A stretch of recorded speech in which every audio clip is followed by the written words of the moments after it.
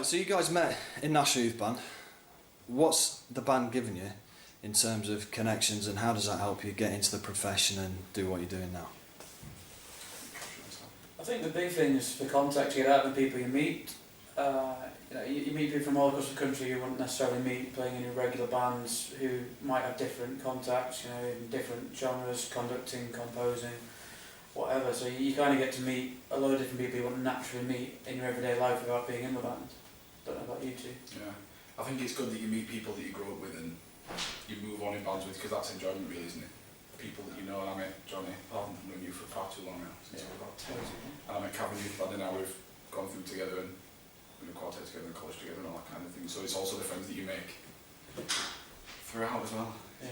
So with you guys all being in Grimethorpe as well, how does the band prepare you for top banding or life in a profession? I think with National Youth Band, the big thing with that is being able to play repertoire that you not normally get to play in your own bands. So I know when I first started, I was just in a third section band, so trying to come into the band and playing music with other people from other lower section bands prepares you for bands like Grimethorpe we're in now, where we play repertoire. Oh, I've played that at National Youth Band before, so it gives us a bit of a head start. There's also this massive expectation in the National Youth Band. You've got a week to get up, sometimes 2, sometimes 3 test pieces, and more. So there's so much expectation, which sometimes, like I've said, you don't always get in them lower section bands, but in bands like Grimethorpe, you do. So it's good to do that and learn that, and then take that on to. So I think as well, with the youth band, they recently started commissioning quite a lot of new music from composers from outside of brass band world, which is what big contests are starting to look at doing as well, like the Europeans and the British Open. So if you're only ever used to playing music by British composers or your standard English brass band composers, you get to experience new things which you might have to do then. Whatever major contests employ composers like that. And you're a composer yourself, Johnny, so how did the National Youth Band help that? Did Mr Tovey inspire you in being a conductor and composer himself? Yeah, well, the National Youth Band was the first place which actually performed a major work of mine in public back in 2011.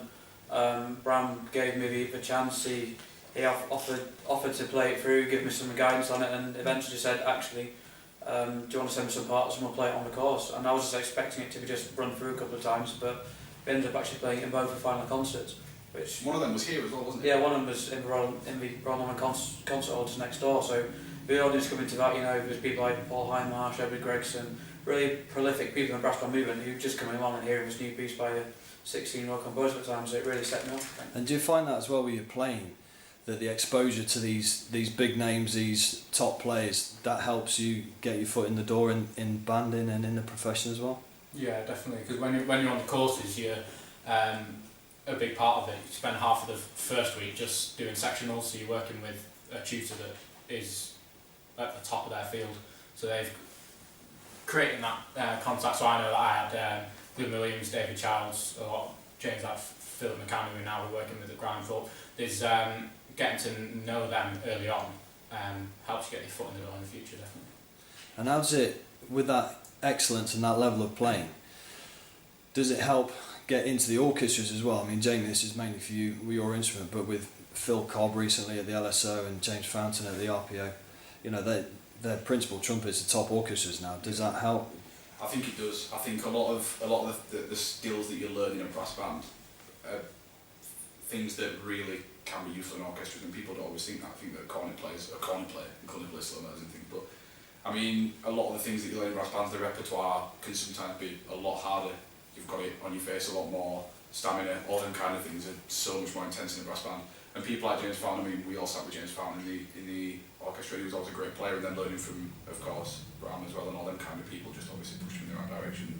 I think it does help a lot. I mean, orchestras are a very competitive world anyway, but I mean, it speaks volumes that the vast majority of principal trumpets in a lot of the leading orchestras in the world are all began as trumpet players, a lot of them in Salvation Army bands and things like that.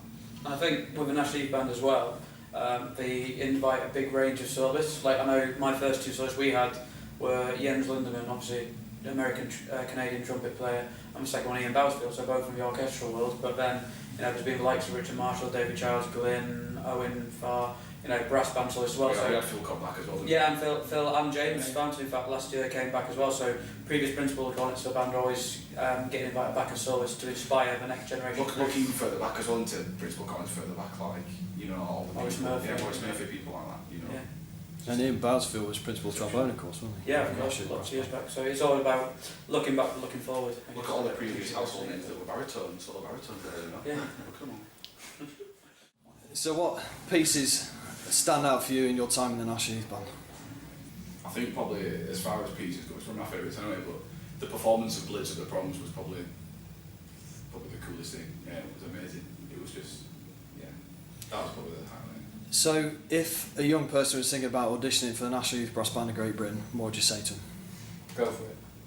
Don't hold back. You don't get anything to lose by going for it. The whole audition process might seem daunting at the time, but in reality, they're friendly. It's tutors off the courses that do the auditions. Really friendly. They want the best, and the opportunities you get from it are worth the preparation and the daunting task at the time. And the thing is, if people are scared of audition process stuff, if people are serious about getting really to the top on their instrument, they're going to come to institutions like this, Royal Welsh College, Birmingham, all these major conservatoires, and that's the kind of audition process they're going to get. And to be fair, it's also probably going to be similar people on the panels for your auditions to get into those places as well. So it's just, the big thing is about making so many contacts, and it's so easy to do in the organisation. Yeah. These guys who are doing the auditions they are really there to help you. Yeah. They really are, and if they know you're a good player, or if you're a bit nervous and you need bringing out your shell a little bit, then they'll help you along. But don't be worried to do it. Just do it. And if you do get onto the course, you'll absolutely love it. So you see the band definitely as a really good stepping stone for life in college and life in the profession, and then life in top band then as well. Big time.